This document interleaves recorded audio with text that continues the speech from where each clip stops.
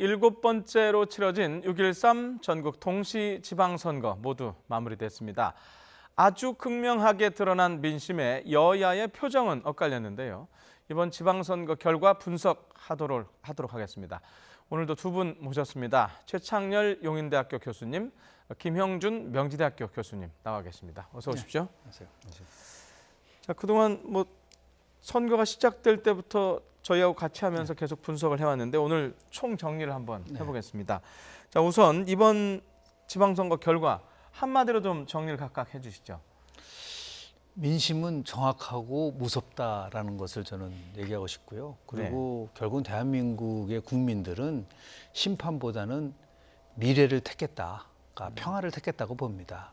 일부에서는 야당에 대한 준엄한 심판이라 얘기를 하고 있지만 대한민국 국민들은 끊임없이 미래를 향해서 갈 수 있는 동력을 어느 후보, 어느 정당이 가지고 갈 것인가를 정확하게 파악해서 심판이 아니라 결국은 대한민국의 발전을 위한 투표를 저는 했다고 봅니다. 미래지향적으로 좀 과장하면 아름답게 표현을 하셨는데 어떻게? 저는 한마디로 보수 야당의 괴멸적 패배다라고 생각합니다. 네. 저는 지금 일부라고 말씀하셨는데 제가 일부인 것 같아요. 네. 저는 야당에 대한 준엄한 심판이다. 그동안 자유한국당이 보였던 여러 가지 수구적 행태라든지 한반도 평화 체제 구축과 관련한 이해가지 않는 어떤 면에서 이런 발언들 그리고 시대 정신에 맞지 않는 과거에 갇혀 있는 듯한 이러한 발언들에 대한 이러한 행태, 이런 인식들에 대한 심판이라고 보고 또 하나가 탄핵 이후에 자유한국당이 지난 새누리당 정권 때 집권당답지 않게 반성하거나 성찰하지 않았어요. 이런 부분들에 대해서 심판했다고 보여지고 이런 부분들이 역시 평화로 가는 미래를 열기 위해서 이런 보수 행태는 잘못됐다라고 준엄하게 심판한 거라고 일단 생각합니다. 김 교수님 말씀한 저도 일부인데요. 저는 이렇게 저도 생각을 해봤는데 보수의 완전 침몰 저는 그렇게 이번 지방선거를 나름대로 생각을 했는데 자, 지방선거가 이제 북미 정상회담 이슈에 묻히는 것 아니냐 우려가 많았는데 결과적으로 봤을 때 이 이른바 평화, 남북, 북미가 지방선거를 거의 삼켰다고 봐야 되는 거죠. 실제로 이번 투표율이 예상보다는 높았습니다. 지난 2014년도에는 56.8%였는데요. 60.2%로 오히려 굉장히 이제 증가한 1995년 1회 지방선거 때 68.4%로 60%에 돌입한 게 처음이었었는데요. 이게 이제 그 60%대로 회복했다는 것은 저는 그만큼 지난 촛불 집회라든지 아니면 국민들이 국정농단에 대한 심판 이런 걸 통하면서 많은 변화를 가져왔다고 생각합니다. 정치에 대한 인식과 그리고 대한민국이 결국은 자신이 투표를 하면은 바뀔 수 있다라고 하는 확신과 자신감을 갖고 있는 겁니다. 그런 의미에서 봤을 때 굉장히 저는 낮은 관심이라고 얘기했지만 이렇게 높은 투표를 보여줬다는 것은 그만큼 제가 말씀드린 것처럼 대한민국을 앞으로 계속해서 꾸준하게 미래로 가야 된다라고 하는 그런 것들이 반영된 결과가 아닌가 생각을 합니다.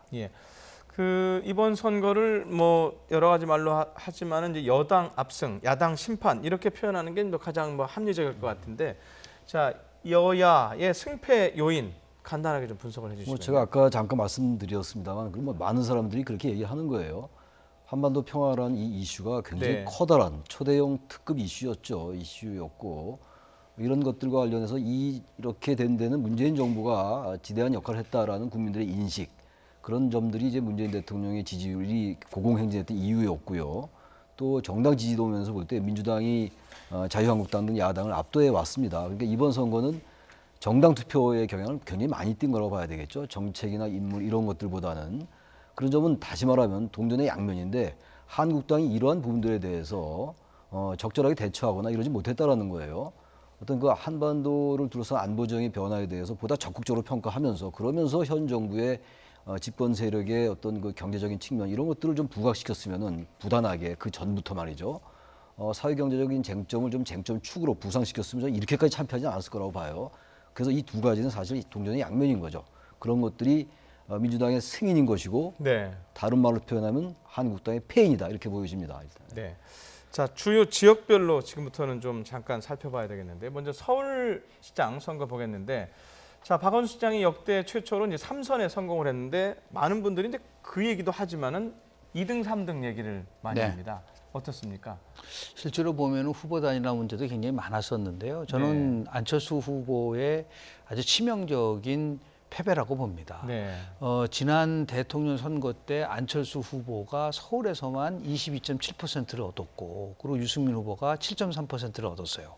그럼 두 정당이 지금 합당을 하지 않았습니까? 네. 최소도 30% 정도를 생각했었는데 오히려 19.6%에 불과했다. 그것도 김문수 후보에게 져서 3등을 했다는 것은 그동안 바른정당이 수없이 얘기했었던 새정치다 하고, 그다음에 뭐 보수를 개혁한다고 했지만 바르지도 않았고, 그리고 더 나아가서 미래도 없었다라는 것을 증명하는 것이 아니냐. 그만큼 한마디로 얘기해서 유승민 그리고 안철수 지도 체제가 결국 국민들로부터 그건 신뢰받지 못했을 뿐만 아니라 준엄한 심판을 받았다라고 볼 수밖에 없어요. 그런 의미에서 봤을 때 앞으로 제3정당을 통해서 다당 체제를 통해서 대한민국의 정치를 바꾼다라고 하는 그러한 목표가 결국은 얼마나 이게 제대로 실행되지 못했다는 것을 아주 적나라하게 보여주는 것이 서울시장의 선거였던 것이 아닌가라는 생각을 저는 하게 됩니다. 예. 저 영상이 아마 오늘 해단식, 오전에 있었던 해단식 영상인 것 같은데요. 자, 안철수 후보.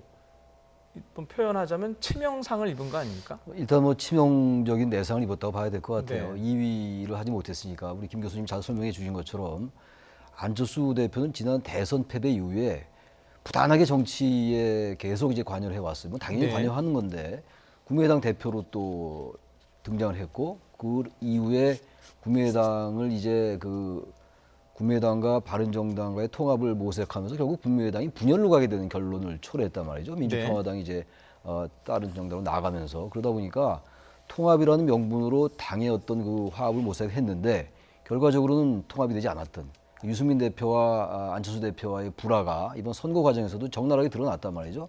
그러니까 같은 바른미래당을 하면서도 일단 국민의당 출신들과 이 바른정당 출신들의 어떤 그 화학적 결합이 되지 않았다는 거, 이런 것들은 사실은 치명적인 거예요. 그러니까 선거 과정에서 우리나라 정치사를 보면요, 항상 통합과 분열, 그러니까 통합하는 측이 항상 승리하고 분열하는 쪽이 패배해 왔던 경향이 있어요. 두드러집니다, 그 부분은. 그러니까 바른미래당으로 통합을 모색했는데 결론적으로 분열을 초래했던 이런 부분들이 안철수 후보의 패인으로 작용하는 것이고, 또 선거 과정에서도 자신이 서울시장 후보로 출마했으면 됐는데 네. 왜 그렇게 그 공천 과정에 개입을 했는지 그런 것들이 네. 잘 이해가 안 가는 측면들이에요. 그래서 또 하나 지적하고 싶은 건 이왕 말씀이 나온 김에 네. 안 전 대표는 유권자들에게 국민들에게 어떤 이념 지향이랄까 이런 걸 좀 분명하게 할 필요가 있을 것 같아요. 지난 총선 때 지난 재작년에 그때는 국민의당이 상당히 약진하면서 민주당보다 더 진보적인 색채를 보이고 그랬었어요. 네. 안보나 이런 이제 남북관계에 있어서도. 근데 언제부턴가 또 대선 때는 극중주의란 말이 나오고 이러면서 중도를 지향하는 것 같은, 어떤 데또 보수의 구심점이 될 것 같은, 그러니까 보수인지 중도인지 진보인지 잘 헷갈리는 이런 점들이 안 대표의 어떤 정체성에 혼란을 가져왔다. 그런 점들도 안 후보가 3위로 밀려난 하나의 요인이 되지 않을까라고 생각을 합니다. 예. 자, 저희가 지금 관련 영상을 하나 준비를 했는데요. 주인공은 안철수, 홍준표, 유승민입니다. 그리고 저희가 붙인 제목은 민심의 의미입니다. 보시죠. 창원에는 내 지사할 때부터 빨갱이가 좀 있지. 반대만 하는 사람을 에이 빨갱이 같은 놈이라고.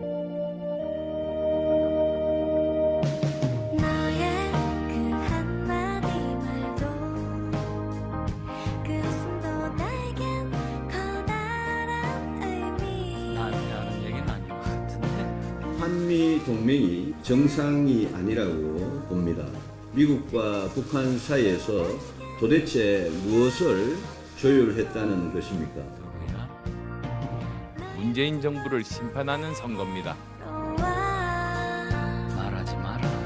더불어민주당을 표로 심판해서 정신 바짝 차리게 해야 합니다. 괜히 마음 상할 것 같다.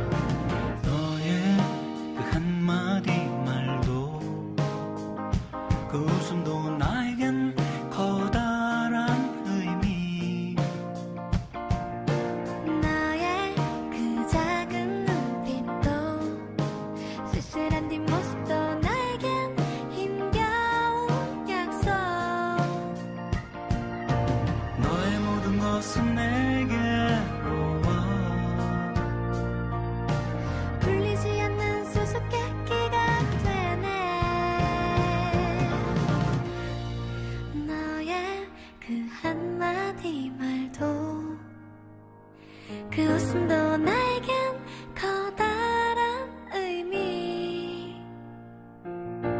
너의 그 작은 눈빛도 쓸쓸한 뒷모습도 나에겐 힘겨운 약속.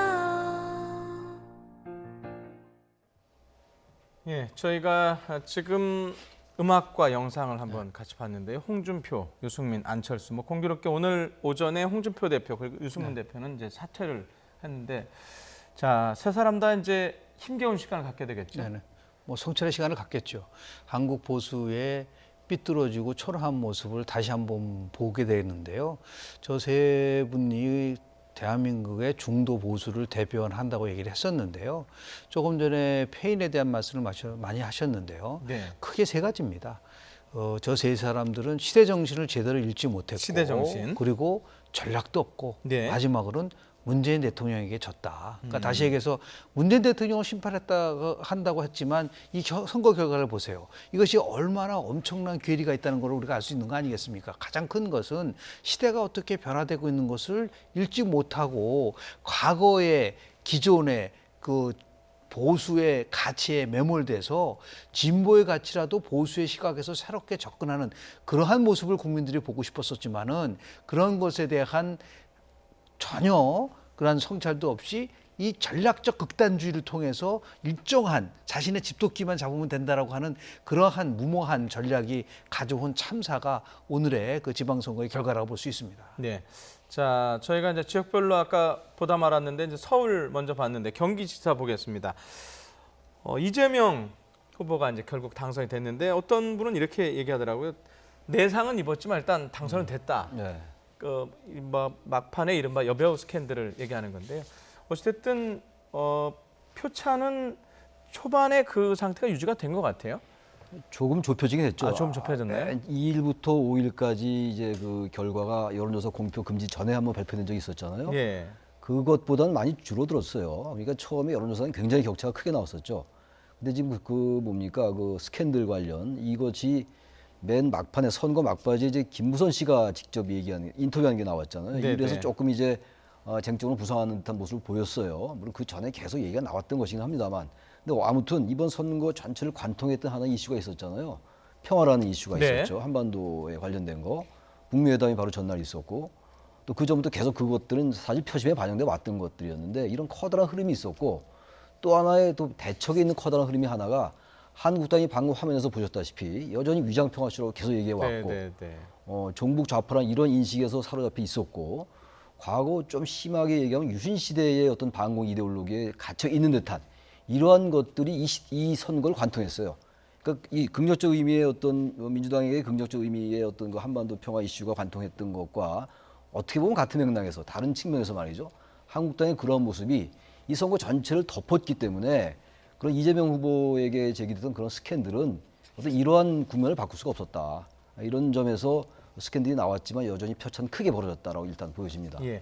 자, 이재명 당선인 이제 당선은 됐지만 말씀하신 대로 스캔들과 관련해서 허위 사실 공표 혐의로 지금 바른미래당이 고발을 해놨단 말입니다. 이 문제는 어떻게 정리가 될까요? 뭐 계속해서 이재명 이제 도지사의 발목을 잡겠죠.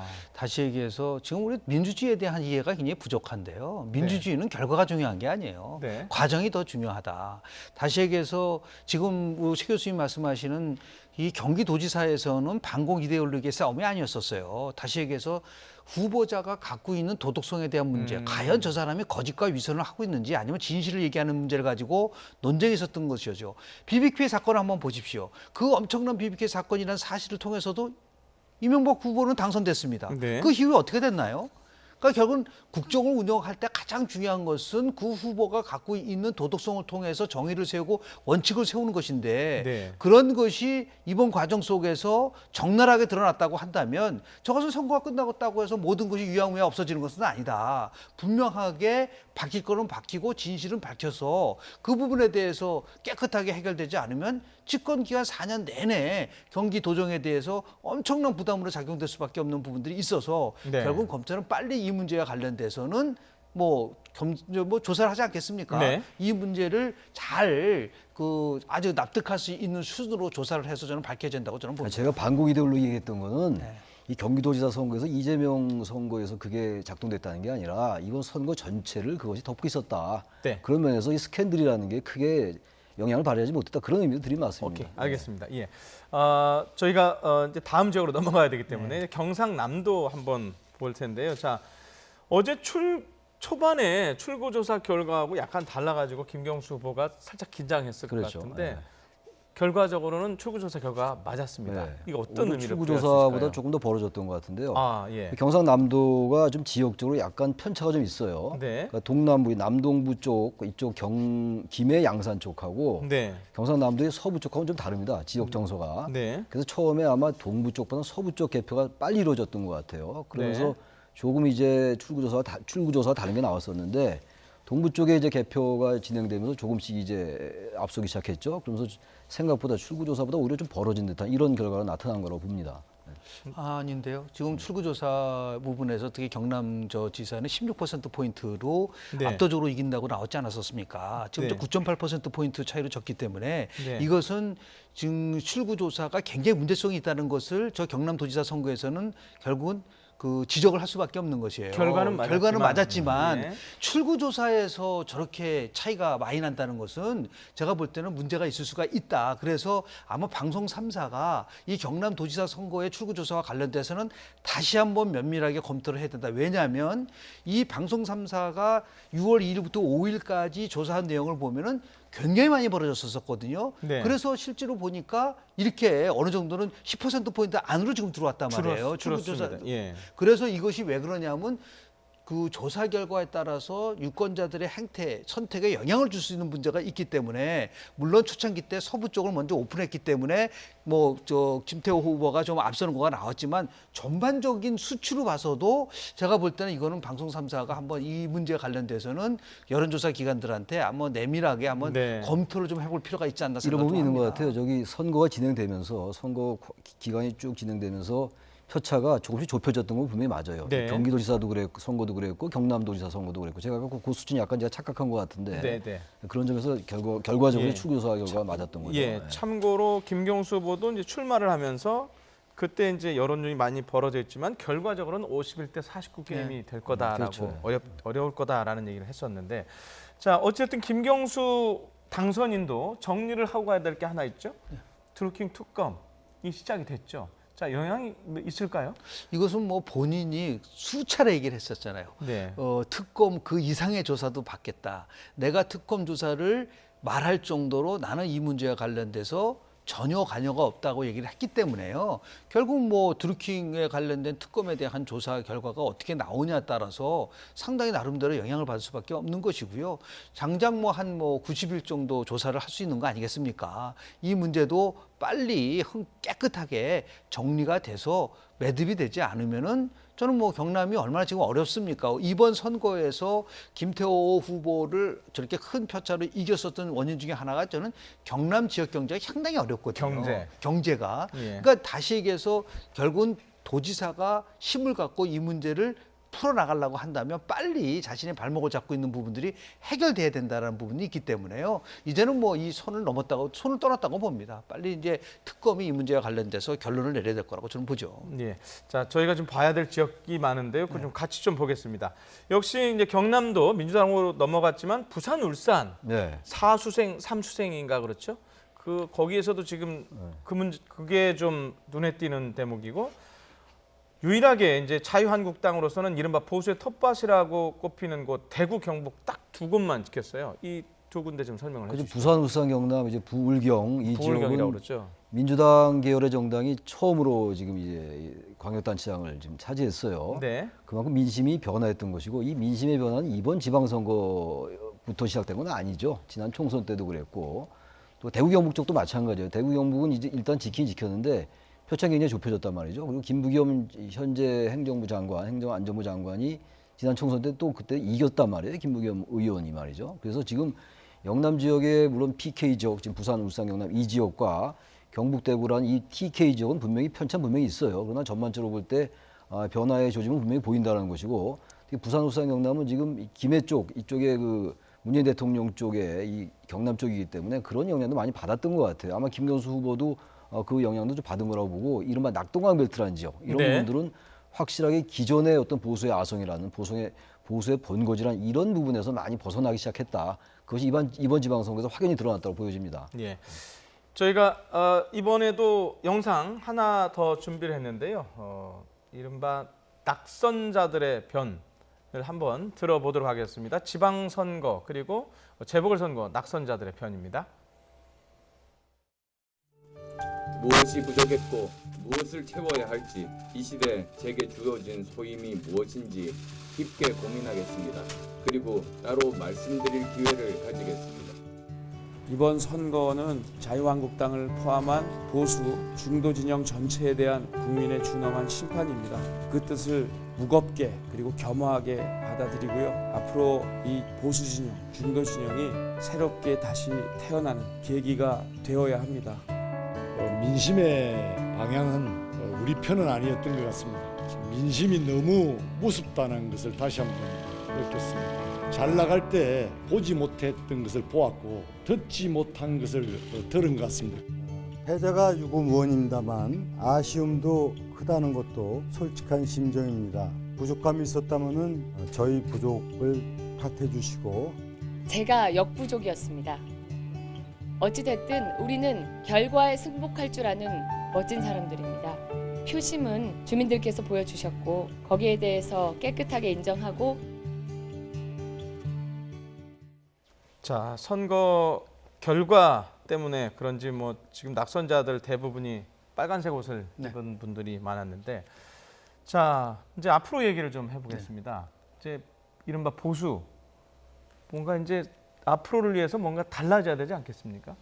뭐 달라져야겠죠. 네. 그러니까 우려스러운 것은 달라진다는 데한 방향성에 대해서 또다시 지금 한국 보수가 휘청거릴 거라고 저는 봅니다. 예, 어떤 그러니까 의미에서요? 바른미래당과 자유한국당이 모든 것을 내려놓고 네. 그리고 준엄한 심판을 받았다고 하면 그에 걸맞는 정말 획기적인 재편이 있어야 되는데 바로 지금까지의 그 한국 정당의 그런 과정을 보면 또 당권 경쟁으로 들어갈 가능성이 저는 굉장히 크다고 봅니다.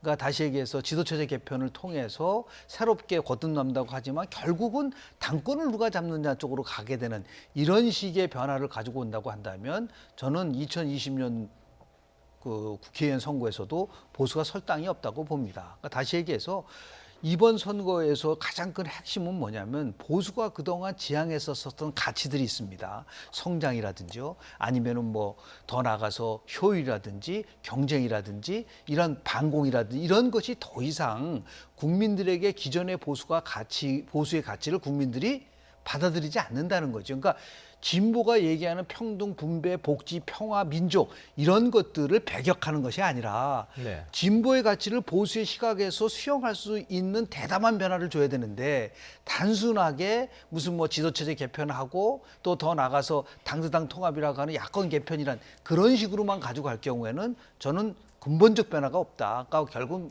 말씀을 드리면 기존의 박근혜, 이명박 체제 속에서 책임을 질 수 있는 부분들은 다 책임을 지고 나오지 마시고 새로운 인물로 새로운 가치를 가지고 보수의 대혁신을 이룰 수 있는 그러한 배편이 있어야지만이 돌아선 민심이 다시 올 수 있는 기회를 맞이할 거라고 저는 봅니다. 예. 자, 보수 패자 얘기했는데요. 마지막으로 승자 얘기하고 저희가 마무리해야 될 것 같습니다.